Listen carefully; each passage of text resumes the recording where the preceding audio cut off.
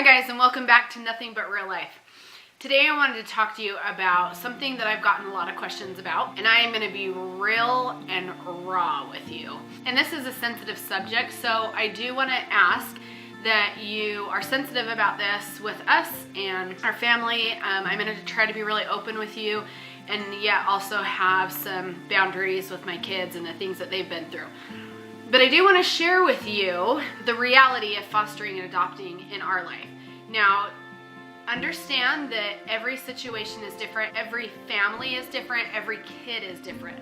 These were our experiences that we have had and continue to have, and it doesn't mean that they're going to be the same for you. I have had people ask me about fostering kids that they are wanting to adopt. There's very low costs that go into it. You usually have a few attorney fees, which you can actually be reimbursed for by the state depending on what programs they have in place. But one thing that whenever people ask me about this that I really try to help them understand is that one myth that people have about these kids, or at least in our experience, is they have in their mind if they can provide a good, stable home with loving parents and a loving family, that it will fix everything. The reality is, love does not fix everything. Love can push through boundaries. Love can open up your hearts, but when push comes to shove, the reality is there are still a lot of challenges that you're going to go through with these kids that have been through neglect, through abuse, through drug exposure, through, some of them have had drugs pushed on them even as children. So there's a lot of things to take into consideration when you're thinking about adopting through the foster care system. Another thing that I think is a myth for a lot of people, they think if they adopt these kids as babies, they won't have some of the problems that you might see if you're adopting a child or a teenager. That is also not true. We have adopted some of our kids as babies. We have adopted some of them as toddlers, and we've adopted some of them as teenagers. So we have tried each of the stages, and again, each child is different. But some of the challenges that we have gone up against with the previous abuse and neglect and drug exposure that our kids have been through, we have some of our children that suffer from mental illnesses. We have one child in particular that has multiple mental illnesses, and that is a continued ongoing challenge that we have had to deal with. We have also had kids in our home that have had extreme violence, have been abusive themselves. We have had stealing, kids arrested.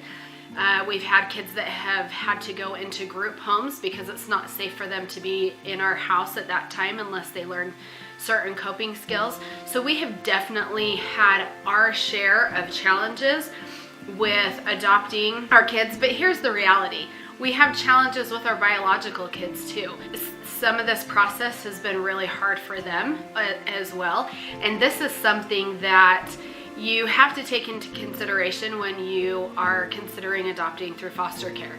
That there is a lot that happens between those first few years with children and developing that can really hinder them for the rest of their life. It doesn't mean that they can't overcome their challenges or learn coping skills for their challenges, but you do need to realize that there will be a lot of things that these kids will have to learn. There'll be disabilities that they'll have just because of some of their hard start. I know if you talk to other families that are in some of the same situations that we are, they'll tell you that life can be very challenging sometimes. So that is something that you need to understand if this is something that you're considering. We have a lot of people too that try to figure out how things work in our family and how we get through certain things, and honestly, you just plow through it at the moment. You don't, there's many nights that I have gone to bed in tears telling myself, I cannot do this anymore. I have had many times where I don't know that this is worth it, where I don't feel like we make a difference to our kids. But in reality, if you look at where they could be, it is worth it and it does make a difference. In the moment, it may not feel like it. In certain situations you're in, you might think that they are doing maybe the same thing that they would have if they were still in those abuse situations. But reality is some part of that is making a difference. Some part of that is letting these kids know that they matter and that they're worth it. And that is the little moments that you have to hold on to. We have had many, many challenges in our family, but we have had immense triumphs as well. We have had kids overcome things that they were told they will never be able to fix and overcome. They can defy those odds. There is a lot of reward and a lot of joy, but there is probably more heartache, fear, and worry that goes into some of these situations that we deal with. At one point, we had 2 children that weren't living at our home because it was too unsafe for all of the rest of the family for them to be here. And after they have gone through some of these programs, they have been able to learn skills and become the great kids that is deep down inside of them. A lot of times these hard things that you see from these kids, it is a protective shield. It's a protective mechanism that they use by pushing people away before those people can hurt them back. So when you can understand that and know that these are not bad kids, that these are things that have been handed these kids, that a lot of times, well, in almost every case, they have no control over. There is nothing that they have done to deserve to be in the situations that they have been in, and they just need someone to believe in them and see that potential inside of them. And most days, you have to just hold on to that image that is there as you plow through those hard things, as they tell you they hate you and they want to run away and they want to leave. I do want to share one situation with you that happened between me and my daughter. I was explaining some things that I had learned from a seminar. I tried to really stay up and learn a lot of things that my kids go through so that I can better understand them and have a better understanding of how to help them. So I had gone to a conference where I had been learning about what is called reactive attachment disorder, which means that these kids from their neglect struggle with relationships and being able to attach to their caregivers. And I was explaining some of these things to one of my children that struggles with this. This child had an aha moment where they said, is that why I feel this way? Is that why when people try to help me, I feel like they're actually trying to hurt me? Is that why I have a hard time loving people or trusting people? And it was totally a moment where she understood herself better, and she understood how to help her and how to view the world a little bit differently. It is not something that comes natural to this child at all, and they constantly struggle with it and fall back with it.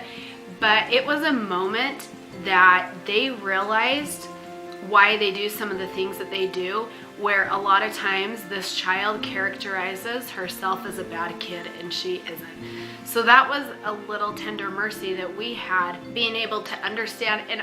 And funny thing is, with reactive attachment disorder, these kids have a really hard time bonding, and we bonded over helping her understand what reactive attachment disorder was. We find that there's times like that. We have other kids that it's really hard to connect with, and it's really hard to have those moments. The kid has to be open to it and ready to listen and ready to want to change or ready to want to understand something about themselves. We have kids that in a lot of moments are really hard and angry and frustrated and mad, and those are not the times that we find these little tender mercies. So you take them as they come. They're far and few between, but they happen. I know if I were in some of these situations, I would not want somebody to give up on me. And sometimes that's all I have to hold on to, is I wouldn't want someone giving up on me. And I would assume that these kids don't want someone giving up on them, even when they tell you to give up and let them go. We definitely need more families out there that feel like they have the strength and the capability to love these kids and push through even when they are being pushed away. If this is something that you feel like you're capable of doing, go for it. These kids need families. These kids need people to believe in them. These kids need to have someone on their side when they have been dealt such a hard hand. So please, if this is something you're considering and you feel like you have the ability to do it, go for it. Do it. Don't look back. Just jump into it. And in the moments that are really hard and really tiring and feel like they are not worth it, just keep going, because you will have a day that it is worth it, that you can triumph together. Thanks for joining us today at Nothing But Real Life. Thank you for listening to my emotions as they came out. Thank you for spending your time with us. I know everyone has busy lives and they have their own things and their own struggles. And I feel like all we can do in the end is to be there for each other and support each other. We will all become better people and a better society when we can be more kind with others and more kind with ourselves. So thank you so much for joining me today. Have a great day. Make sure if you haven't subscribed to our channel that you subscribe down below. Thank you so much.